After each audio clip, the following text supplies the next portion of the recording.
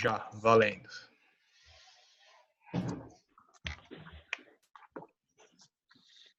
Sadashiva Samarambam Shankaracharya Madhyamam Asmadacharya Paryantam Vande Guru Paramparam Ishvaro Guratmeti Multideva Vibhagne Vyomovada Vyaptadehaya Dakshinamurtyana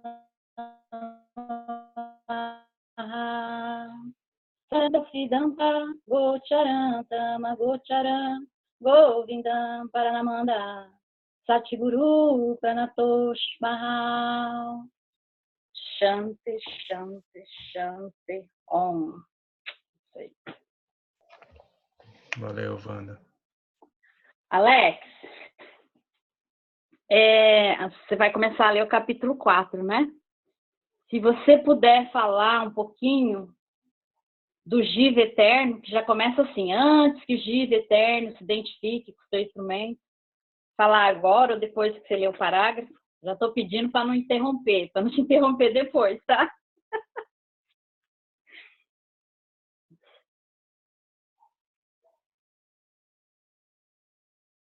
Tá fechado, Alex, o microfone. Desculpem. É verdade, esse Jiva Eterno aí, ele está nos textos.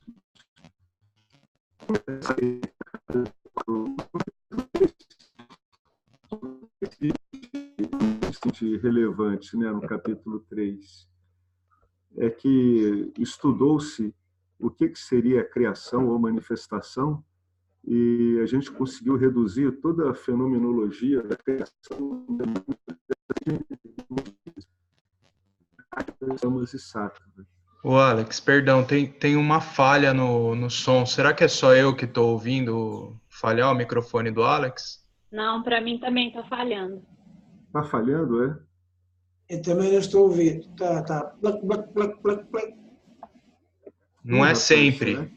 Às vezes depende da posição que você tá, parece que não tem uma interferência, mas em alguns momentos fica cortando. Estranho. Bom, vamos ver se agora vai. Então, se estiver parando, porque vocês eu estou ouvindo sem interrupção, então deve ser alguma coisa daqui mesmo. Falhou alguma coisa? Um pouco agora você falou, estava falhando no começo. Tá estranho isso. Deixa eu ver se pode ter a ver com isso aqui. Você falou que você usa caixinha de som outro dia no encontro que a gente estava com o Nagar, né? Foi. E você tá com algum celular perto delas, alguma coisa assim? Ligado? Que às vezes dá interferência. Eu tô com o celular ligado. Então, pode ser isso, hein? Tenta, de repente, desligando o celular, ver se resolve. Que quando é caixinha de som, às vezes tem uma interferência. Ou a própria internet, se aí tiver tempo de chuva, né? Pode ser a internet também. Eu estou ouvindo vocês claramente. Como é que está agora? Melhorou. Melhorou? Uhum. Então, podia ser isso mesmo. Bom, então, a gente começa hoje o capítulo 4, né? Ele vai tratar o microcosmo, né? O Jiva, as cordas. Então, no outro capítulo, na criação, a gente teve que levar em consideração ambientes macrocósmicos. E acabamos entendendo que esse ambiente microcosmo, onde a gente está entrando agora, ele vai refletindo o ambiente macrocosmo também, né?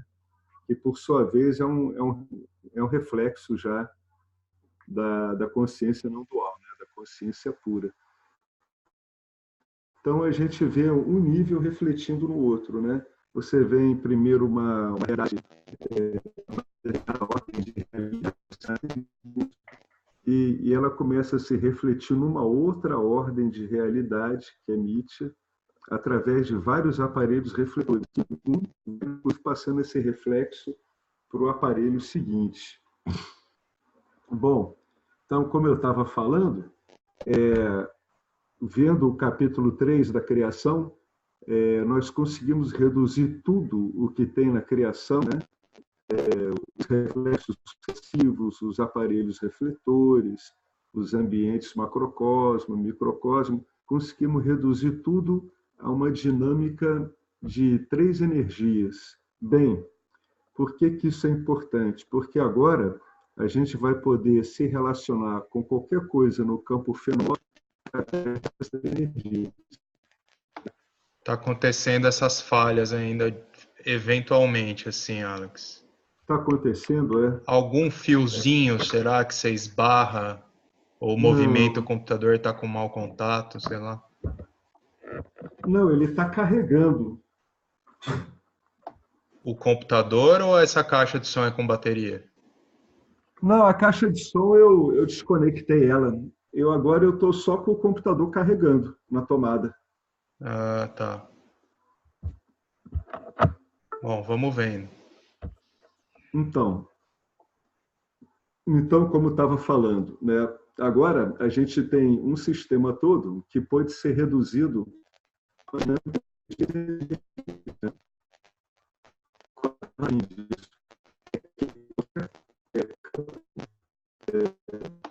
Está acontecendo. Está acontecendo. Talvez seja o carregador mesmo, viu? Interferindo. Oi? Talvez seja o carregador interferindo. E agora? Agora tá claro. Tá. Pô, será que é interferência do carregador? Mas aí, sem carregador, essa bateria aqui vai embora. Deixa eu ver aqui quanto é que tem. Pois é. Vamos ver. Os dilemas, né? Ô, Alex, é um laptop que você tá ou é um desktop? Eu tô com o laptop. E se você encaixar, por exemplo, um fone desses que tem microfone, esses de celular, será que pode ser isso? A captação, eu estou desconfiado, de repente, da captação do microfone embutido no laptop, de repente está falhando. Pode ser. Vamos tentar isso para ver se resolve, senão Mas, pode de ser qualquer outra modo, coisa. os microfones que eu tenho, os aparelhos que eu tenho assim, eu não consigo falar por eles, eu só escuto. Ah, você não tem nenhum daqueles de celular que tem um microfoninho embutido aqui, pendurado? Não tenho. Esse aí não. Pô, ainda não inventaram a tecnologia para enviar pela impressora, né? Te envio daqui. O que pode fazer então é alguém ler. Algum mau contacto na ficha. Já que está falhando aqui, alguém pode ler. Eu realmente não sei o que pode estar causando. É uma pena, Alex, porque, enfim, é você que conduz e aí você tem as suas explicações, né? Enfim. Vamos tentando mais um pouco. Agora parece que tá bom. Melhorou um pouco? Ah, o Felipe deu uma sugestão. E se você entrar pelo celular? Usar o smartphone para logar o Zoom. Mas o meu celular, ele está falhando. Ele está com pouca bateria também. Agora não está falhando. Desde que você interrompeu e começou a conversar, não está falhando. Vamos tentar mais um pouquinho, ver se para. Vamos tentando, então. Tá. Bom, então, é a vantagem daquele capítulo 3 que a gente viu, né? A gente reduz tudo. Não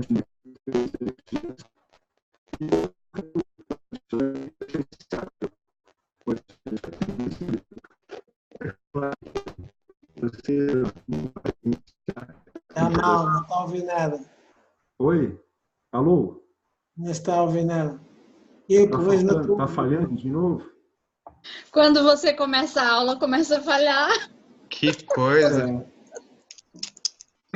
Não está indo, gente. Eu não sei o que tem aqui.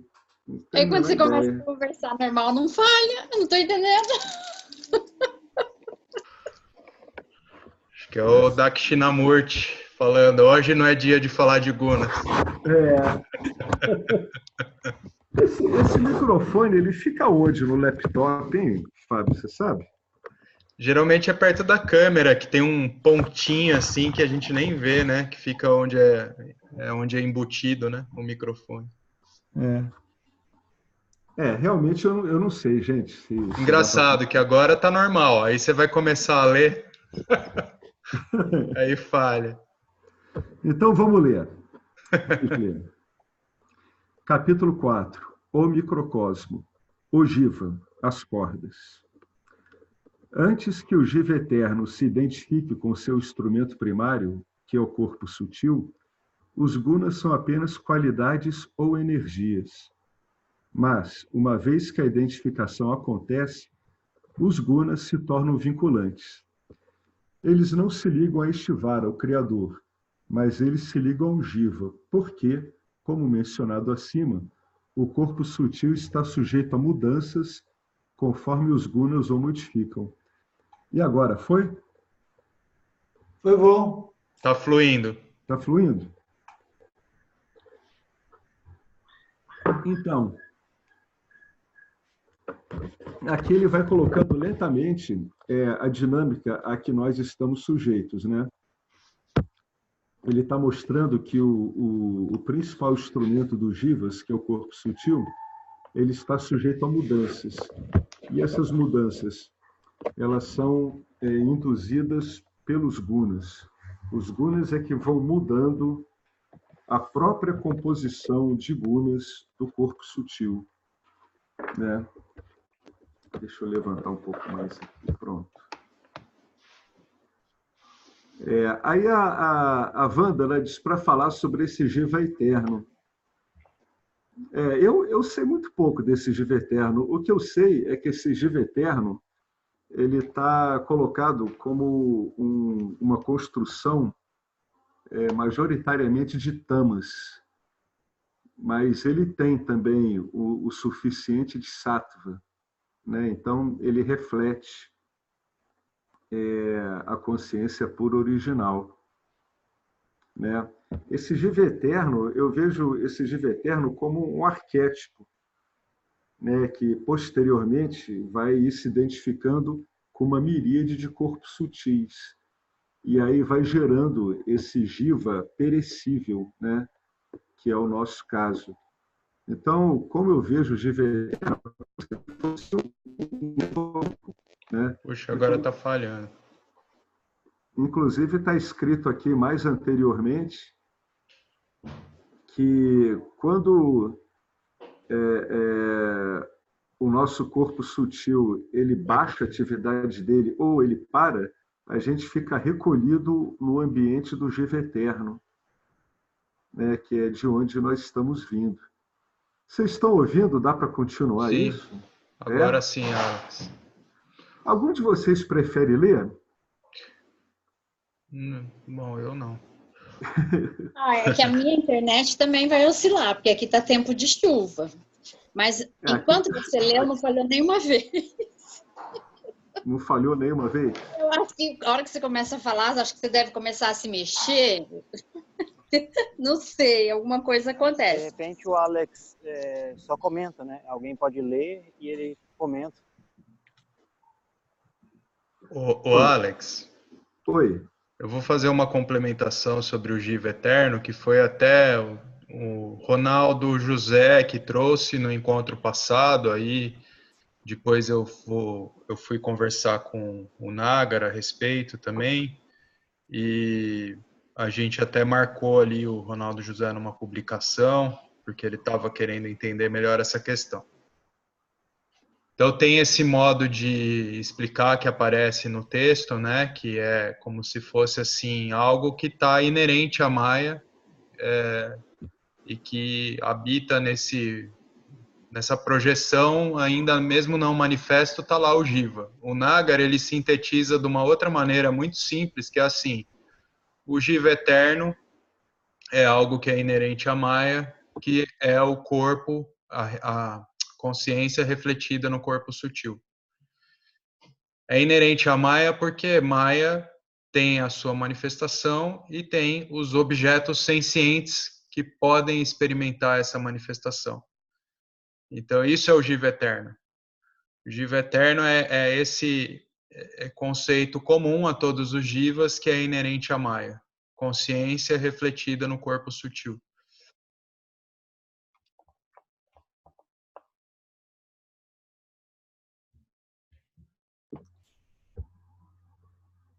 Mas o Jiva eterno, ele é reflexivo também, né? Ele é um sistema refletor também. É isso. O Jiva eterno é esse... ele é eterno porque Maya é eterno. É inerente à Maya essa função, corpo sutil refletindo consciência. Isso que é um Jiva. A gente pode sintetizar o Jiva assim. O que é o Jiva, né? Consciência refletida no corpo sutil. É isso que permite a experiência, o testemunhar de todos os objetos da manifestação de Maya. Uhum. Então é isso, assim, isso é o que é comum a todos os Jivas. É o Jiva eterno, é algo que é inerente à criação, inerente à Maya.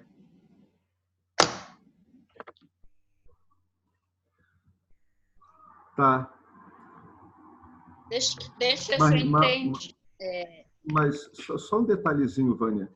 Mas, nesse caso, o Jiva eterno ele seria aquele que receberia todos os corpos sutis dos Jivas quando eles estão em sono profundo? A gente pode dizer que assim, o conceito de Jiva eterno existe como a base para o que é todos os Jivas, né? O Jiva eterno é consciência refletida no corpo sutil. É isso que é inerente à Maya como esse poder, né, de projeção que manifesta todos os objetos, que também contém, junto com Maya, é inerente a Maya, o Jiva eterno, que é a consciência refletindo no corpo sutil para que possa experienciar os seus objetos, né? Não é que o Jiva eterno seja para explicar o que é cada Jiva em particular, né? Porque cada Jiva em particular, cada indivíduo é transitório na manifestação. Mas o Jiva existe como um eterno em relação a Maya. Porque Então, Maya é eterno, Jiva é eterno. Sempre então o vai ter Jiva Jiva, como tem Maya, tem Jiva, entendeu? Tem aqueles que vão experienciar essa manifestação. aparecem os dois ao mesmo tempo, o Jiva eterno e A Maya. criação é toda simultânea. É isso que é ensinado também. É inerente a Maya a manifestação dos Jivas. Então, sempre houve, junto com essa manifestação, é sem começo, né, toda ela, e sempre existiu seres sencientes que experienciam essa manifestação. Então, esse atributo de Maya, consciência refletindo em um corpo sutil, é o que é o chamado de Jiva eterno. Perfeito. O Jiva normal tem fim. O eterno não tem fim. O eterno não tem fim porque Maya é eterno, né? Então faz parte, assim como Maya é esse poder de projeção que já tem em si todos os atributos dessa manifestação, mas ela precisa da consciência para que isso possa ser manifesto. Então, nesse programa básico, vamos dizer assim, que é Maya, tem o Jiva eterno. O Jiva eterno é isso, é consciência refletindo no corpo sutil. Uhum. No texto, posso falar? Oi, Marcelo. No texto aí acima, que nós já lemos na outra aula, tem a explicação. Olha lá, como resultado da ação de rajas, a consciência ilimitada aparece como uma entidade refletida, limitada. É chamado Prajna Jiva, o indivíduo eterno. Esse Jiva identifica-se com o aparato refletor, seu corpo sutil, que é feito de Sattva, o que explica a crença de que ele é um ser consciente por si mesmo, ao passo que a consciência de que ele usufrui, na verdade, pertence à consciência pura original. Isso é o que está no texto aí acima. Perfeito. Tá? E tem mais uma, depois ele fala lá, só mais rapidamente. Os únicos seres, perdão, desculpa aqui, é aqui. A energia, aqui. Não, deixa, depois eu falo, Silvio. Pode prosseguir. Eu quero falar. Sim. Fala, Evandra. O Fábio, então eu posso dizer que o Jiva eterno é o fenômeno da reflexão da consciência através de Maya num corpo sutil? É isso aí. Ah, tá, porque eu estou escrevendo. É um atributo de Maya para que essa manifestação possa ser experienciada. Fazendo Esse é o aqui Jiva eterno. Tá, joia. Obrigada, Fábio. Obrigada, Alex. Então, vamos continuar? Identificação significa que o Jiva pensa que é o corpo sutil, mesmo que não o seja. Bom, o que é isso, afinal de contas? Jiva, a gente pode conceituar como um reflexo puro da existência-consciência, né? Ele é um reflexo puro dessa existência-consciência, não é separado dela, assim como a luz da lua não é diferente da luz do sol, é a mesma. É aquilo que a gente já tinha visto nas aulas passadas, né? Isso que o Fábio acabou de realçar, né? Essa fenomenologia, onde a consciência reflete no aparelho sutil, a gente chama de Jiva, né? E agora? Agora, quando ele começa a achar que é o corpo sutil, então está ocorrendo o que a gente chama de vinculação. Ou seja, nesse caso, as vassanas possuem uma carga dessa de identificação, onde o Jiva ele acaba achando que ele é o corpo sutil e, portanto, naquilo que o Marcelo falou no trecho anterior. Identificado, o Jiva começa a achar que ele é autônomo, que ele pensa por ele mesmo, ele não vê nele o reflexo da consciência, né? Ele não se vê como um reflexo da consciência, ele se vê como autônomo. Por ser tão intimamente identificado, no entanto, o Jiva pensa que ele pensa que ele sente, e ele constrói uma história sobre o que aconteceu, o que está acontecendo e o que deveria acontecer com ele. Ou seja, o Jiva ele é tão intimamente identificado com o corpo sutil, é uma fenomenologia tão estreita, que o que acontece, esse Jiva ele começa a criar uma história que o justifique. Ou seja, o que ele está querendo dizer com isso? É todo esse monte de diálogos que todos nós enxergamos na mente da gente o tempo todo, de manhã, de tarde, à noite, antes de dormir e depois quando a gente está sonhando, é oriundo dessa identificação. Tudo isso é uma construção. Essa construção ela vai estar intimamente relacionada ao perfil de vassanas que o Jiva tem, né? Alguns perfis de vassanas, algumas combinações, dão um Jiva mais descritivo, que procura se referenciar mais nas suas próprias histórias, e por aí afora. Em geral, essa construção forte das histórias está muito ligada à preponderância mesmo de rajas e tamas. Quando vai chegando em Sattva, essa história construída vira mais um objeto do qual a gente vai tendo ciência do que em algo que a gente acredite. Na verdade, a sativização da mente ela vai diminuindo cada vez mais um fenômeno. Que fenômeno é esse? É o Jiva contando para ele histórias sobre ele. Entendeu? Quanto mais satívica fica a sua mente, menos isso vai tendo importância. mas no grosso das pessoas que a gente encontra no dia a dia, os elementos que têm a constituição mais poderosa aí seriam rajas e tamas. E rajas e tamas, elas criam esse tipo de envolvimento, né? O Jiva fica o tempo todo contando para ele histórias sobre ele. Então, é isso que vincula, é que ele fica ouvindo e dando valor a essas histórias, né? Que as vassanas, no fundo, estão contando, né? Para ele, sobre ele. São as gunas em operação. As gunas em operação de um jiva humano, em geral, elas dão essa característica do jiva virar uma criatura de inventário, um cara que está sempre contando e atualizando os dados que ele acha que tem a ver com o que ele chamaria de história dele, né? Por isso que o jiva ele constrói uma história sobre o passado. O passado só existe na cabeça do jiva, assim como o futuro. É o que aconteceu e o que vai acontecer. Portanto, o que está mostrando aqui nesse trecho é que o jiva ele está sempre trabalhando com expectativas baseadas na história. Então, ele é constantemente atormentado por um senso de desamparo que se manifesta como o sentimento de baixa autoestima.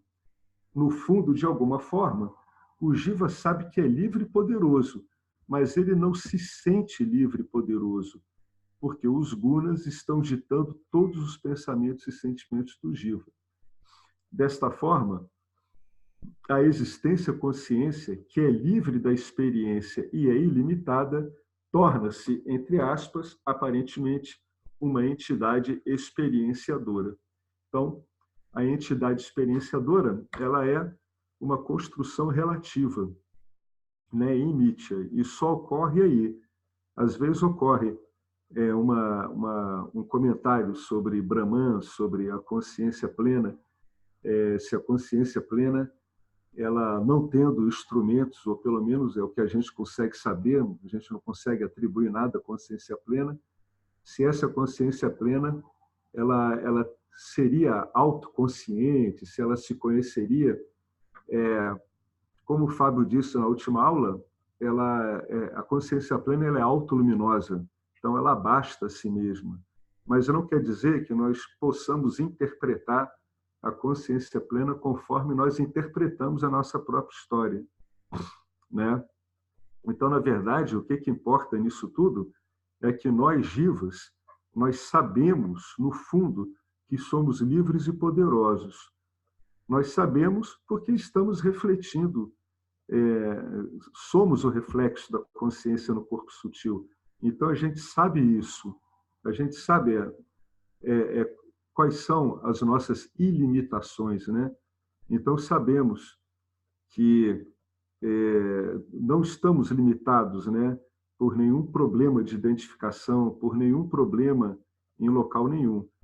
Mas, como isso é muito subliminar, porque nada disso foi trazido ao livre questionamento, a gente se sente limitado, né? A gente sabe que é livre e poderoso, mas a gente sente isso como uma limitação, né? Se nós não soubéssemos quem somos, nós não estaríamos procurando os rastros, as consequências desse ser livre nesse mundo, né? A gente não estaria procurando a liberdade, a ilimitação.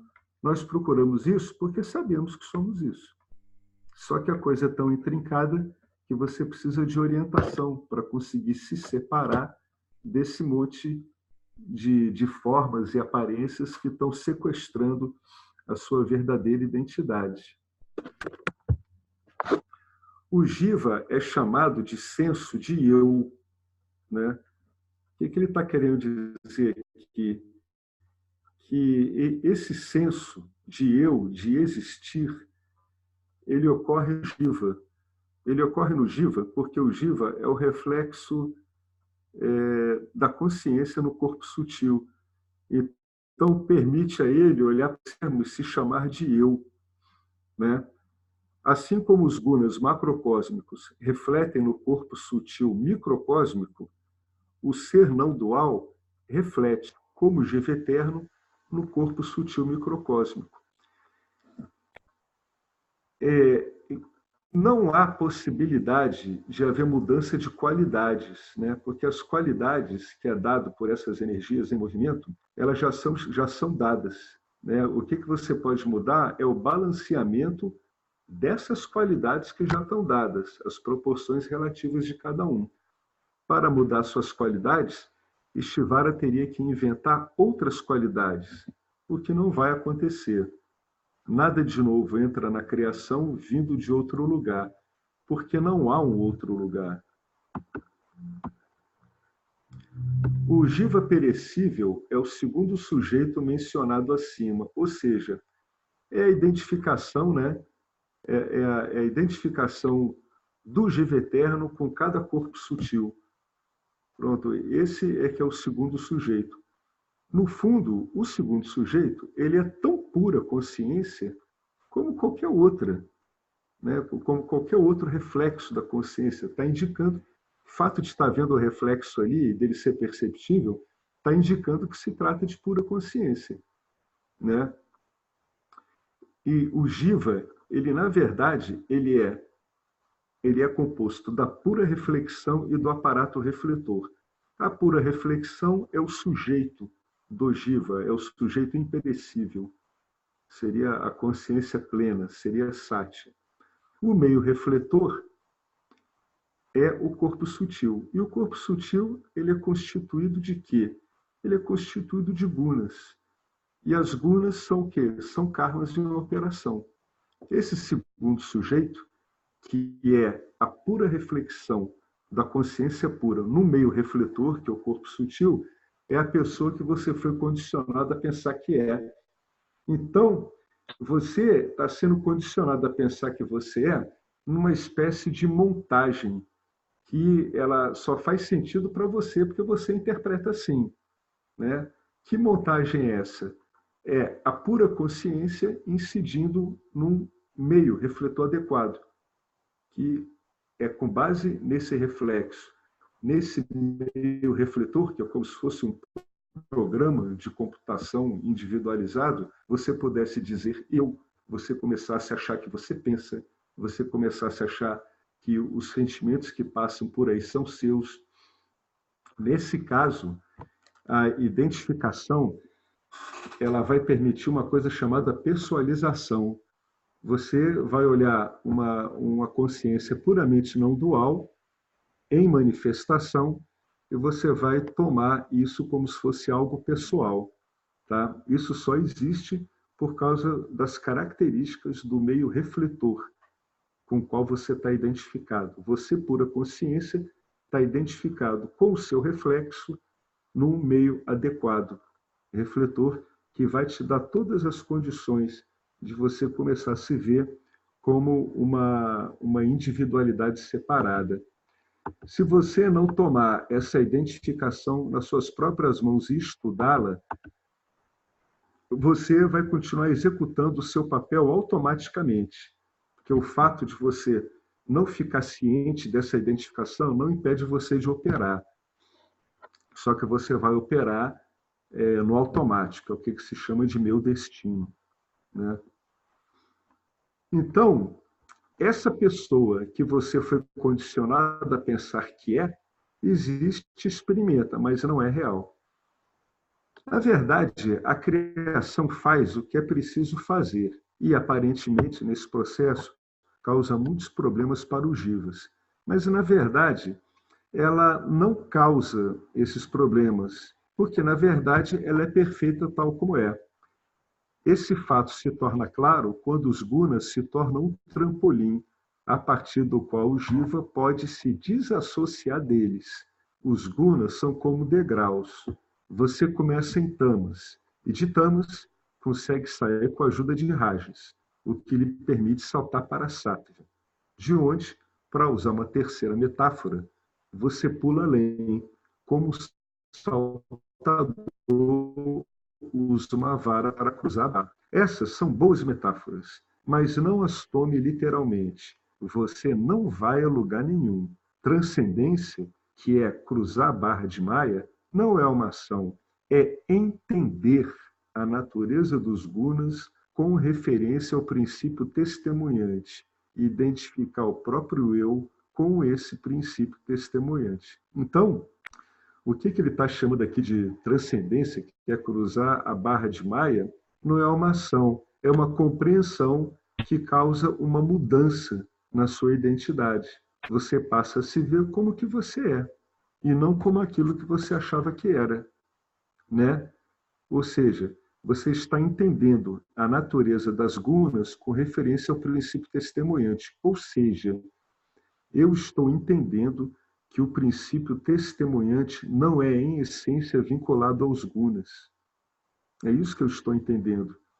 E eu passo a identificar eu, que até agora eu estou identificado com o movimento das gunas, eu vou identificar esse eu com o princípio testemunhante. Então, o que o James está descrevendo aqui? Ele está descrevendo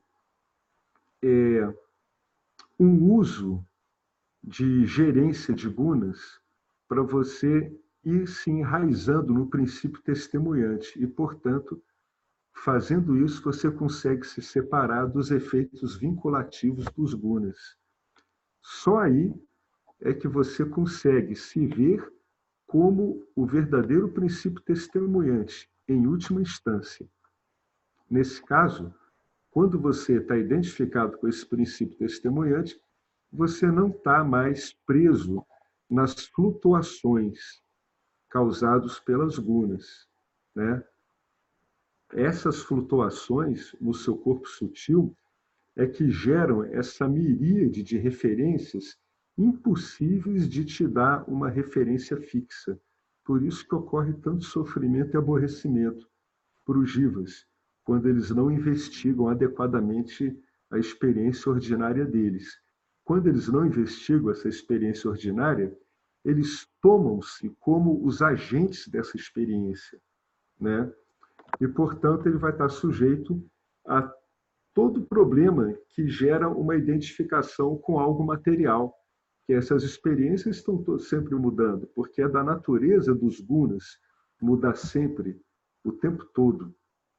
Então, uma vez que você está identificado no fundo com os gunas, a sua identidade está sempre mudando.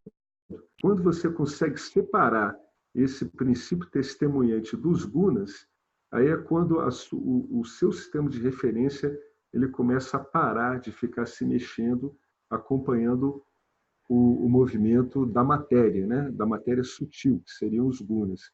E ele passa a se basear mais no princípio testemunhante.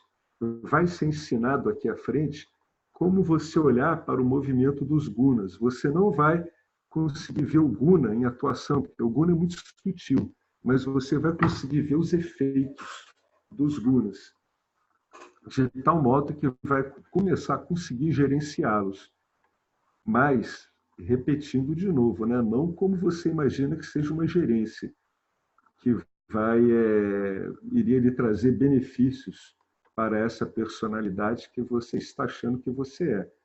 Na verdade, gerenciar os gunas vai te tornar um cara cada vez mais dármico. Portanto, as expectativas que você tem ao gerenciar algo, elas vão ser modificadas. Lembra lá no começo, quando a gente ressignificou o que seria sucesso? E o Fábio explicou bem, o Fábio disse, não, isso é uma ressignificação do que é sucesso, do que é objetivo.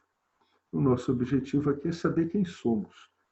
Não é ficar usando esse sistema de gunas, que seria uma gerência, para obter o que essa personalidade quer.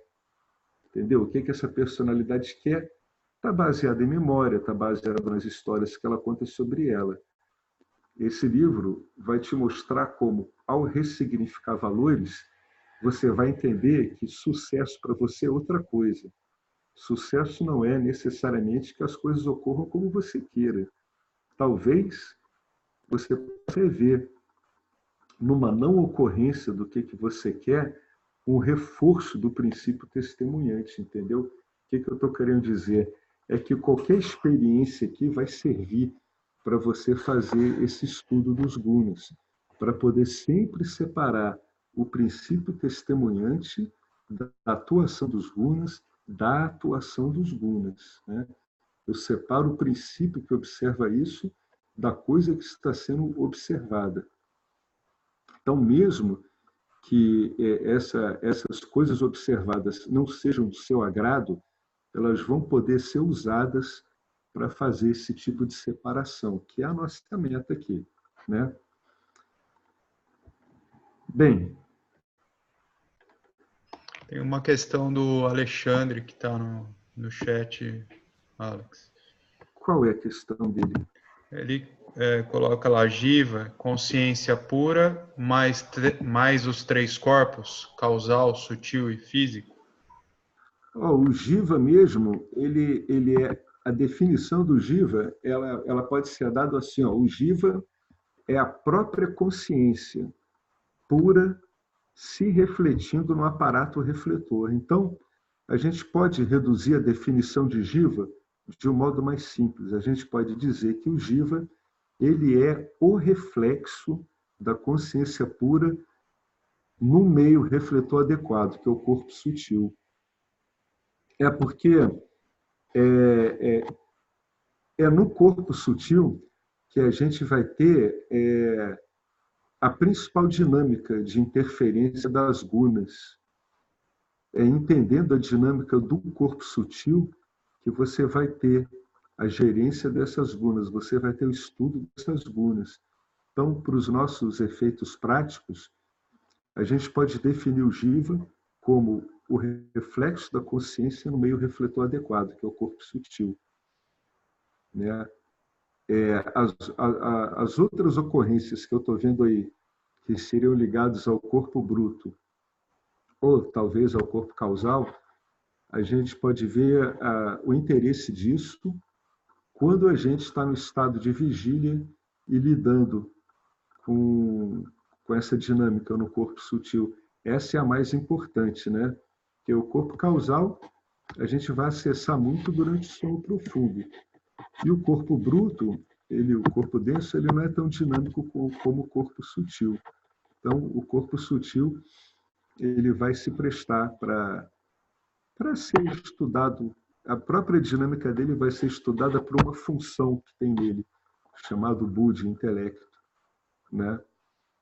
Então, na verdade, eu acho que a gente pode reduzir o Jiva ao entendimento de que se trata de um reflexo de Satya e Mithya. Aonde Mithya? Numa configuração específica de Mithya chamada de corpo sutil. A gente pode reduzir assim, eu acho que vai ficar mais fácil. Então, na verdade, você botou aqui, o Jiva é igual à consciência pura, mais os três corpos. Eu te proponho substituir, né, todo o lado direito dessa igualdade por Jiva igual a reflexo da consciência pura em um corpo sutil. Isso vai dar conta de tudo o que a gente quer estudar aqui com esse gerenciamento de gunas. Vou fazer uma colocação complementar, Alex. Me parece que tem uma relevância nos dois modos de colocar. De um modo sintético, a gente pode definir o Jiva como você muito bem disse, a consciência refletida no corpo sutil. E aí a relevância está porque é justamente no corpo sutil que se dá aí como um instrumento primário para toda a experiência da manifestação, né? A relevância dessa outra definição, que também é correta, né, que a consciência pura associada aos três corpos é o Jiva, claro, a ênfase está no corpo sutil ainda, porque é o corpo sutil que é onde ocorre de fato toda a experiência.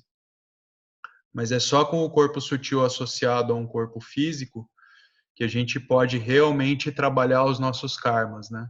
Então, o Jiva manifesto, ele de fato é isso, é o Jiva associado aos três corpos, né? A consciência associada aos três corpos. E aí outra coisa que é interessante olhar, né, a gente fala de consciência original ou consciência pura, porque de fato a consciência ela é sempre a mesma, e quando a gente fala de pura, ou talvez tivesse um antônimo impura, ou então original, e aí tem a refletida.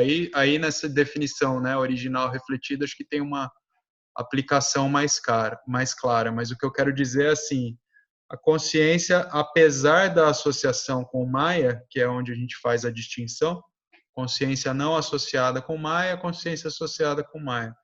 E apesar dessa associação com Maya, ela nunca realmente se modifica ou se torna impura, né? Ela simplesmente vivifica essas três energias e aí isso se desdobra com toda a inteligência que é produto de Maya, né? E essa inteligência passa a reger toda essa criação de Maya, recombinando essas três energias, produzindo Jagat e os Jivas que vão experimentar Jagat, né? Então é basicamente isso. Acho que as duas definições são ok, né? Os três corpos associados à consciência é o Jiva, mas a relevância está no fato de que a consciência refletida no corpo sutil é o que de fato torna a experiência do Jiva possível, né? Perfeito, é isso mesmo. Realmente precisamos de um corpo físico para transacionar com o mundo, né? Verdade, são dois enfoques, né? Um é um enfoque assim mais ligado ao estudo dos gunas, né? E o corpo físico é como a gente transaciona no mundo, né? É verdade. Sim. Na verdade, a identificação mais forte que a gente chama seria uma identificação em cima de uma dobradinha, né? Que é o corpo sutil e o corpo físico. Mas isso também tem uma variação, né? Tem pessoas que têm uma identificação muito mais forte com ideias, né? Por exemplo, a gente pode aqui avaliar qualquer exemplo, né? Você pega um cara que vai lá e se explode com um monte de bombas, né? Num atentado, etc., etc. O grosso da identificação dele realmente é com ideia, né? Tanto que a ponto que ele sacrifica o corpo físico dele. Tem outras pessoas, né? Principalmente na sociedade da gente, tem uma identificação muito forte com o corpo físico, né? Então é como se procurassem submeter todo o funcionamento do seu corpo sutil ao embelezamento do corpo físico. Ocorrem, na verdade, o grosso da identificação é isso, né? É o corpo sutil e ou físico, né? Você sempre trabalha com os dois. São cortes, né, que a gente faz, mas em termos assim de estudo de guna, realmente o corpo sutil ele vai ser o ambiente mais adequado, até porque ele é modificado imediatamente pelas gunas, né? Mas de fato a nossa experiência ela vai estar sempre transacionada também intermediada também pelo corpo físico. Bom, vamos ver aqui uma coisa que ele colocou no texto que é bem interessante. Por que a testemunha é livre de gunas? As pessoas iluminadas não têm brigas com o mundo. De fato, o mundo é um belo reflexo da beleza que essas pessoas são. Para elas, o mundo existe como uma decoração de Natal divertida, variada, em constante mudança, mas poderia muito bem não existir na medida em que não as modifica em absoluto. Né? Aqui mostra já uma consequência, né? Como a testemunha ela é livre de gunas, ou seja, ela não está identificada e nem limitada pela atuação das gunas, elas não têm brigas com o mundo. Por quê? Porque o mundo, pura e simplesmente, é guna em movimento, né? São as gunas configurando tudo. Então, quando fala que elas não têm brigas com o mundo, não está querendo dizer que essas pessoas são indiferentes ao sofrimento e desgraças do mundo, né? Mas elas passam a agir ou a ser agidas uma vez tendo consciência desses problemas e não substituindo isso por um mundo ideal. né? Então, realmente, tem uma redução muito grande do atrito com o mundo, né? O mundo é tomado como dado. Então, no mundo, você tem ações dármicas e adármicas, né? A testemunha vai sempre se aliar às ações dármicas, né? Mas o fato delas estarem exercendo o Dharma até em contraposição a algo adármico, não quer dizer que elas tenham brigas com o mundo. Tá? Elas não veem conflitos em si com o mundo. Né? O mundo é um campo de atuação, né? Mas há realmente uma redução tremenda de atrito com o mundo. Vocês estão ouvindo direito? Alô? Sim. Oi, tá sim, tranquilo. Vamos ver. Então, vamos continuar aqui. Olha, nenhum guna em si causa dor ou prazer, sofrimento ou alegria, senso de limitação ou liberação. Esses sentimentos só acontecem através do nosso relacionamento com eles. Com quem? Com os gunas. Os gunas são estados naturais de experiência. São bons ou maus apenas na medida em que nos abençoam com sucesso ou vão contra nossas expectativas, nossos gostos e aversões, ou nos abençoam com miséria. Então, o que ele está querendo passar aqui é uma coisa muito interessante, que é muito importante a gente prestar atenção. O sistema ele é impessoal. Quando ele está dizendo que nenhum guna em si causa dor ou prazer, sofrimento ou alegria, e ele está dizendo que isso só acontece através do nosso relacionamento, né, com essas energias, o que ele está querendo dizer é que os nossos condicionamentos, né, as nossas expectativas, é que vão colorir, é que vão dar cores pessoais a esse movimento dos gunas. É através da investigação que vai se separar os gunas, né, que no fundo são as vassanas em movimento. É através da investigação diária que isso vai sendo separado. Tá? Por enquanto, esses movimentos são tidos muito como pessoais. Mas quanto mais se separa esses sentimentos, né, menos você vai vendo uma característica vinculante neles, uma característica vinculante, ou seja, capaz de definir você. Entendeu? Mas isso vai ocorrendo com o tempo. Né? Por exemplo, aí ele vai citar aqui um exemplo, né? Você queria ter um bom desempenho em um teste. Infelizmente, na véspera, você saiu para a noitada com seus amigos. Sua mente ficou maçante como um pão dormido e você falhou miseravelmente, o que significa que você vai fracassar na matéria e não vai se graduar como planejado. Você terá que permanecer na escola por mais um semestre, o que arruína completamente seus planos, incluindo o seu noivado com a garota dos seus sonhos, que não vai achar graça nenhuma nas suas presepadas.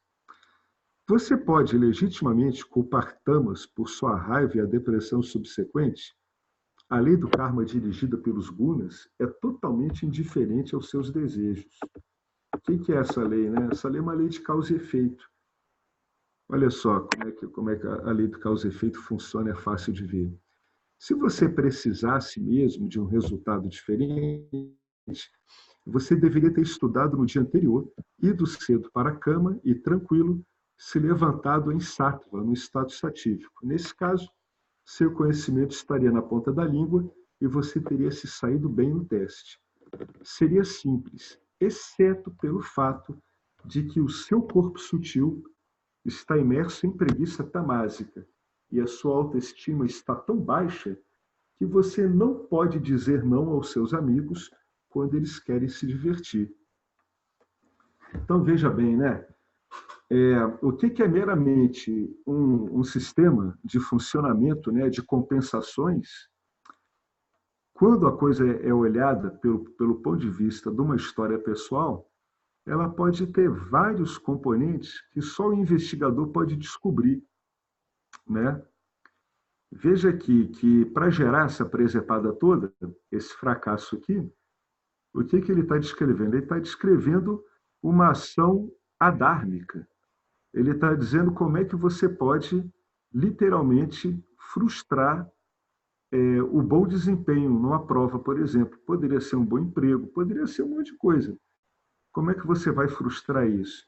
Você vai realizar ações que são que não são conducivas ao êxito. Como é que você vai fazer isso? Vai fazer o contrário. Porque aonde precisa de repouso, você se cansa. Aonde você precisa estar com a mente limpa, você vai para a noitada, volta todo embotado. E de onde veio isso? É aqui quando a investigação começa a se aprofundar, né? O mecanismo que ele descreveu é simples. O que não é simples é o estado mental, é o estado de corpo sutil que você está.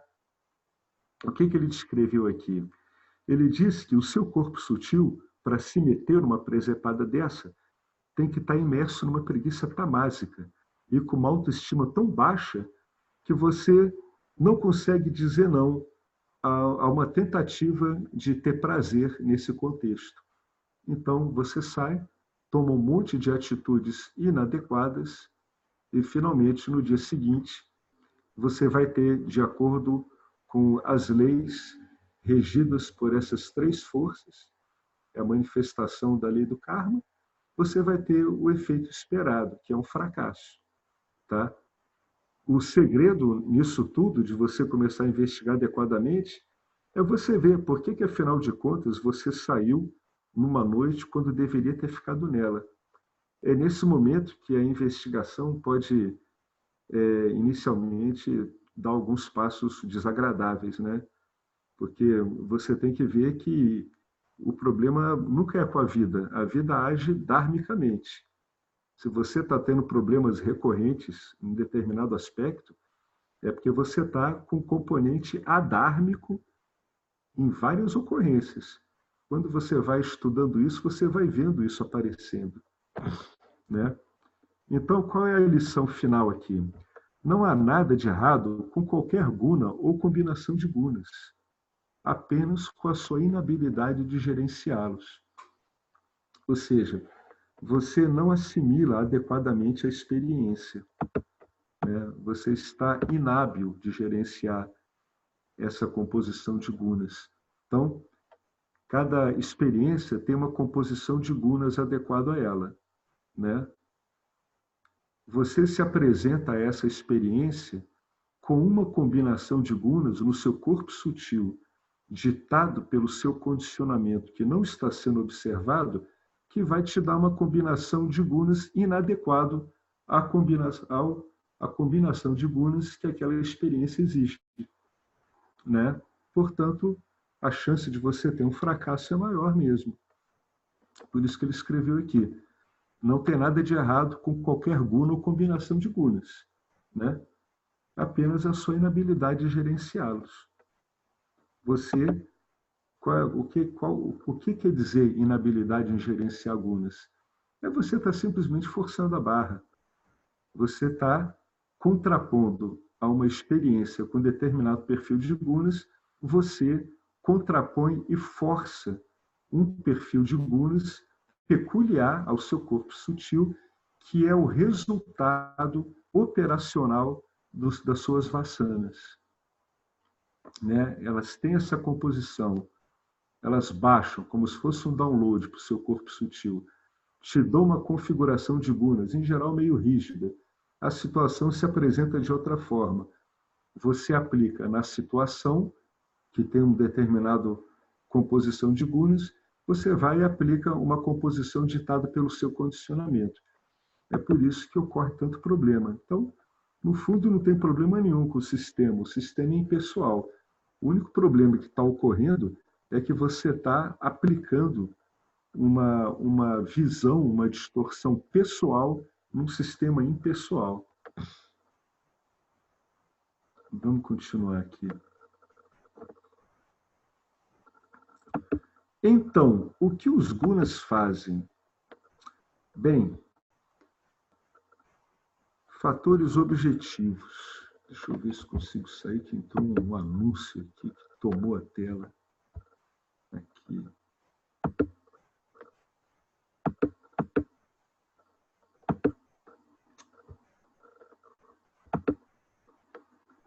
Vamos lá, então. O que os gunas fazem? Agora, ele vai passar um tempo explicando toda a atuação desses gunas, tanto no ambiente denso, né, quanto no ambiente mais sutil. Né?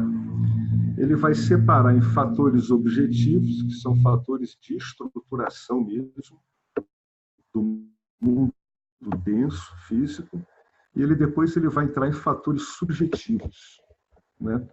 A gente pode ler aqui esses fatores objetivos, que são um pouco extensos, e aí a gente vê se dá para avançar em cima do fator subjetivo.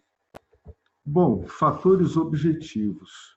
Segundo a tradição védica aqui, os gunas estruturam a sociedade, né? Cada sociedade ela vai estar decomposta num sistema de classes.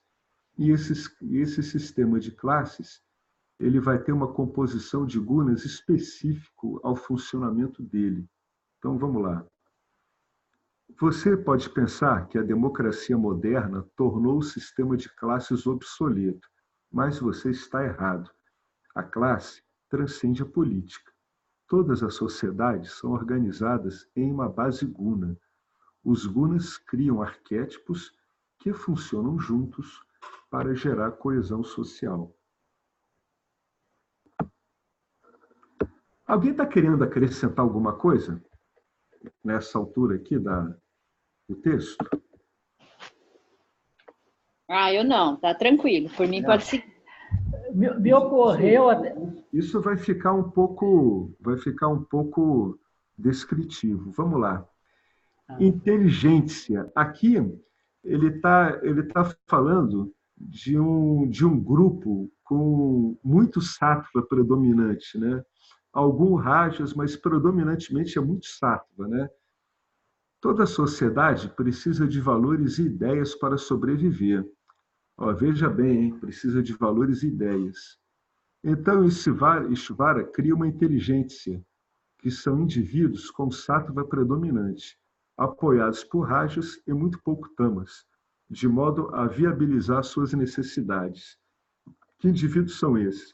Sacerdotes, pensadores, cientistas, inventores, artistas, professores, contadores de histórias, animadores, educadores.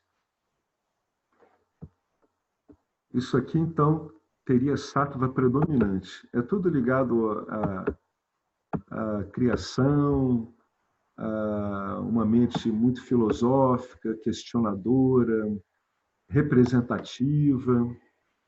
Agora, vamos aqui para uma classe seguinte, que seria a classe... O Marcelo, ele ia falar alguma coisa que me ocorreu. Eu fiquei curioso, agora fala. Fala aí, Marcelo. Tá assim, ó. Não. Fala aí, Marcelo. O que te ocorreu? Não, na hora que falou, me veio um formigueiro, tá? Como que é a natureza, que ela se estrutura mesmo, cada um tem uma função. Me ocorreu um exemplo de um formigueiro, assim como no reino animal, né? Racional e irracional vai ter isso mesmo. Isso que me ocorreu. Legal.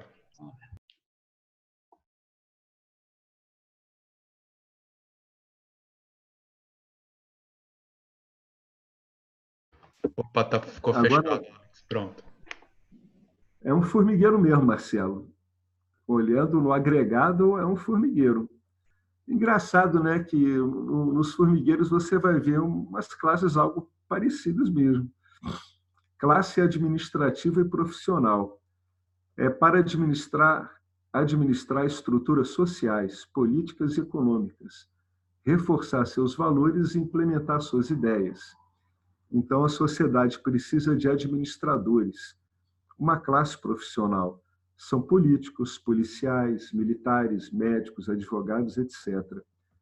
Essa classe ela se caracteriza por rajas predominante, apoiado por sattva.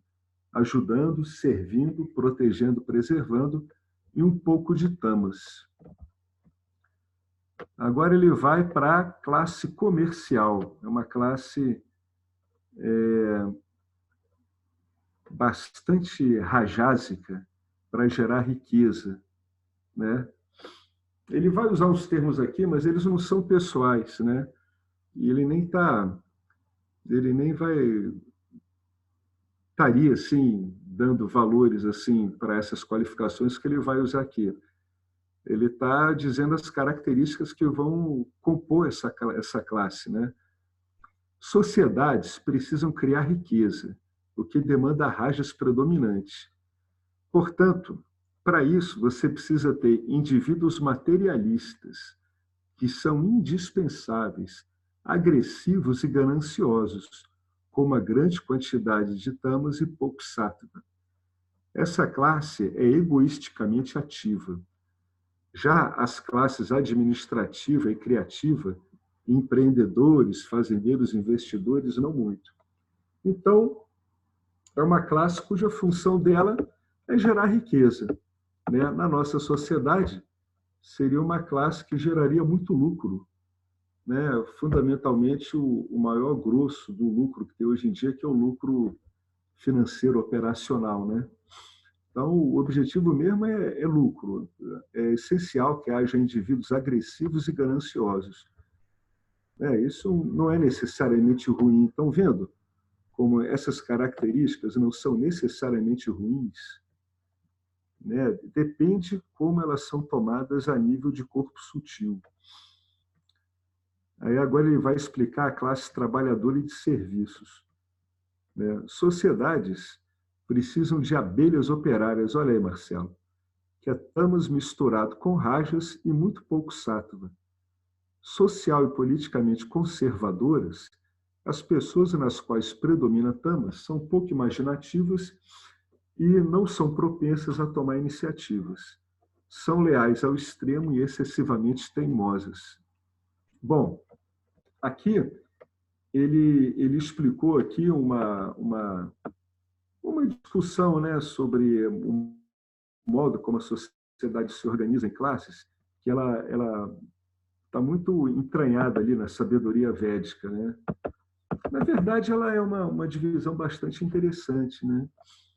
Seria mais os ambientes onde tem muito sattva, outros onde é um rajas combinado com sattva, outro, a classe comercial, seria uma classe bastante tamásica, com o rajas essencial para estimular a ganância, né, a cobiça, o aumento da riqueza. E, finalmente, uma classe trabalhadora, onde aí é fundamentalmente muito tamas, com uma característica tamásica também, que é pouca iniciativa, né? Bom, tendo descrito essa visão clássica aqui védica, né, das classes na sociedade, baseados em uma descrição dos gunas, agora ele vai falar o controle dos gunas como energias, né? Elas controlam ciclos de vida e ritos de passagem. Tamas governam os 2 primeiros anos de vida, que é quando você está crescendo bastante, né? O corpo está se estruturando.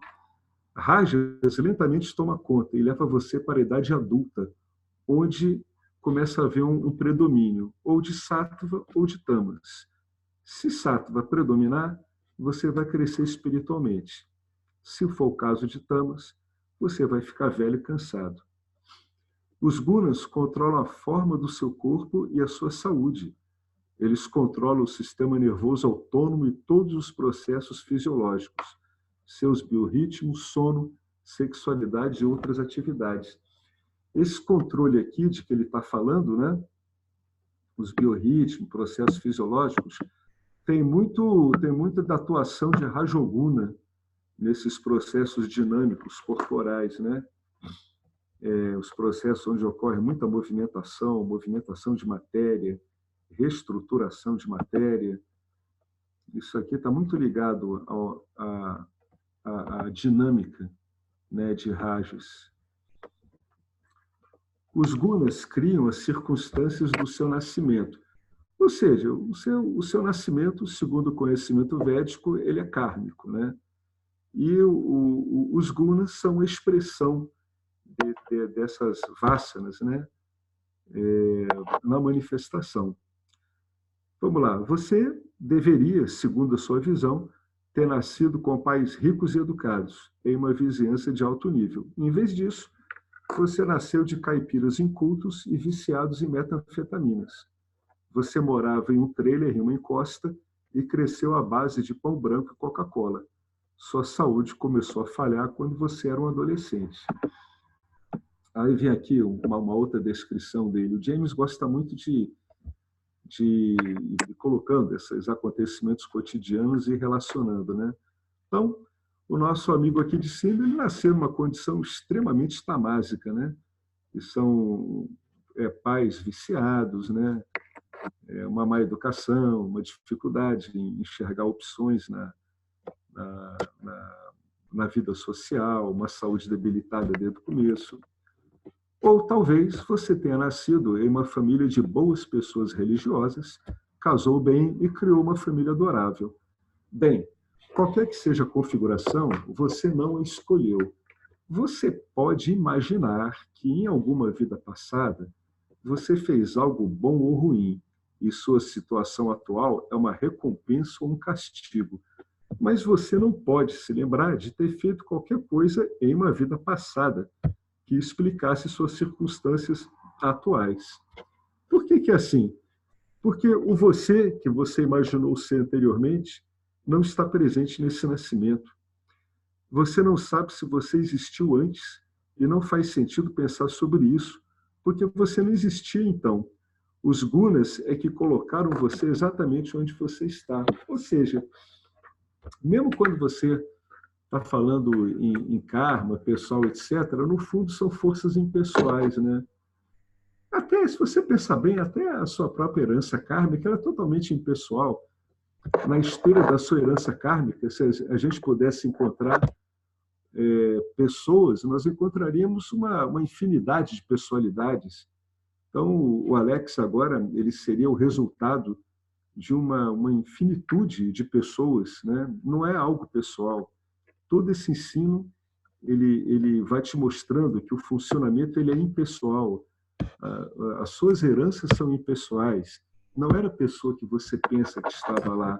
É uma linha de pessoas que vão gerando esses acúmulos de vasanas que vão sendo baixados num download, né, para a manifestação e, através do movimento dos gunas, vão desencadeando todas essas situações de vida, né?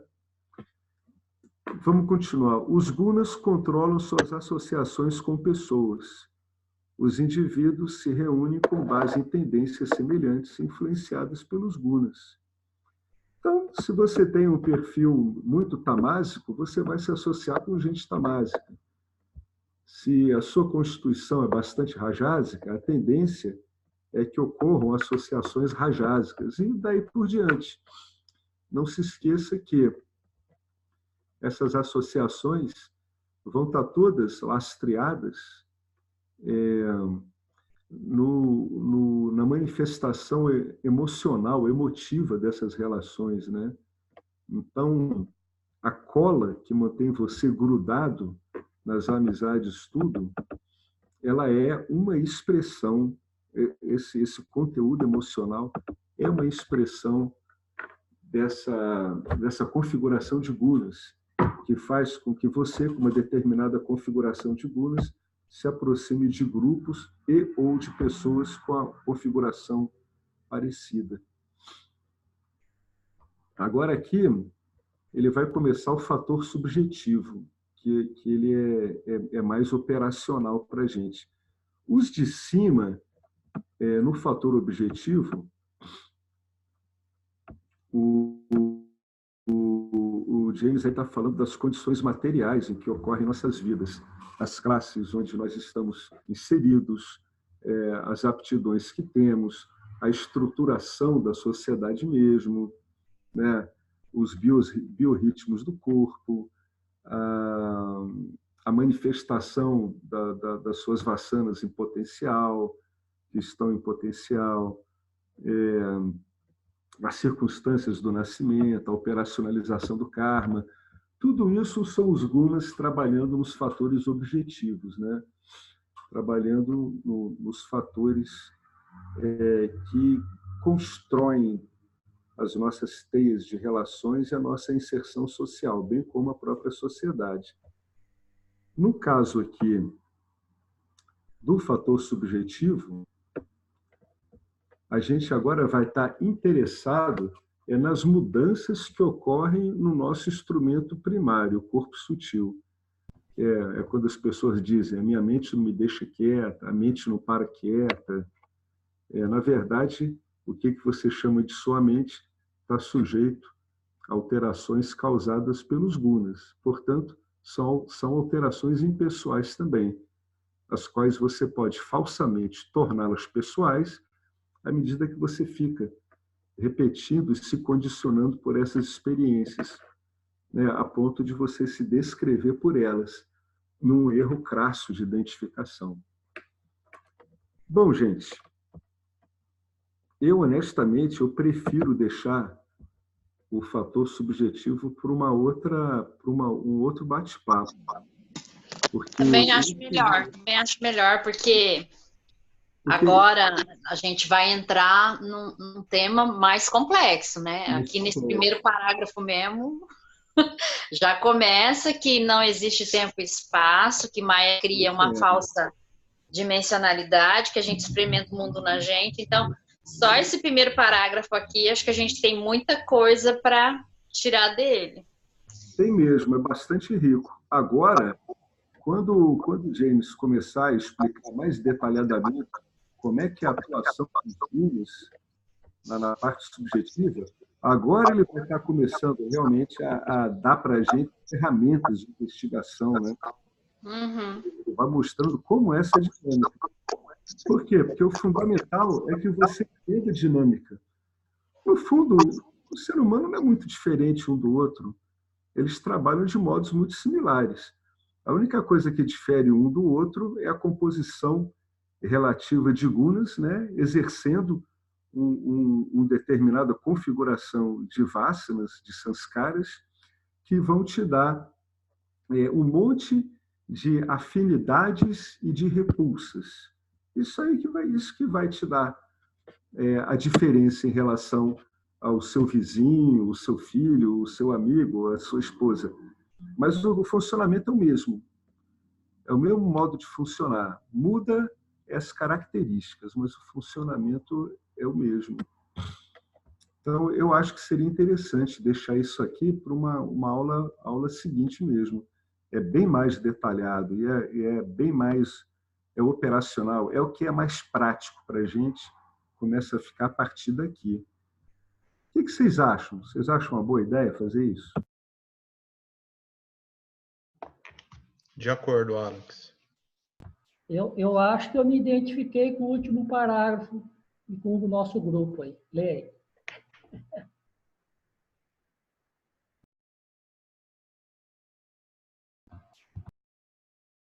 Qual é esse que fala que as gunas mudam previsivelmente, Marcelo? Não, o último parágrafo que ele leu, o 5, antes de passar para o subjetivo. Leia lá. Ah, perdão, eu estou em outra página. Os gunas controlam suas associações com as pessoas. Os indivíduos se reúnem com base em tendências semelhantes influenciadas pelos gunas. Vedanta Brasil, pronto, está explicado aí. Ó. É isso aí. Com certeza, cara, não tenho a menor dúvida quanto a isso. Umas 14 vidas que todo mundo aqui se conhece, pelo menos.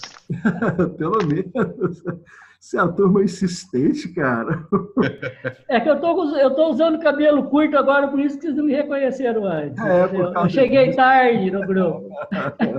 Lá no macrocosmos, esses corpos causais aqui que nos convergem nesses corpos aqui estão todos próximos, assim, ó, no mesmo conglomerado. Legal, pessoal. Legal. Sabe? Será que a gente se estranhou nas outras também? Ah, com certeza, Wanda. Não tenha dúvida. Mas nessa a gente resolve. Tá resolvido. Por mim, tá resolvido. Vocês dois devem ser debatedores milenares aí. Acho que era aqueles peregrinos que ficavam igual o Shankara fez, né? Vou ali debater com aqueles tolos do outro lado do rio. Vem por aí. Tá bom. Vamos encerrar, então? Então, tudo Tem bem, mais pessoal? questões de ninguém aí do grupo? Mais questões? Questões no tocante a... Não vou falar igual o nosso presídio. Então, fazer o Purnamada? Sim. Om Purnamada Purnamidam Purnamudachyate Purnasya Purnamadaya Purnameva Vashishyate. Om Shanti, Shanti, Shanti. Boa noite a todos. Boa noite, gente. Obrigado, Alex. Obrigado vocês aí. Vou Obrigado aí. encerrar aqui.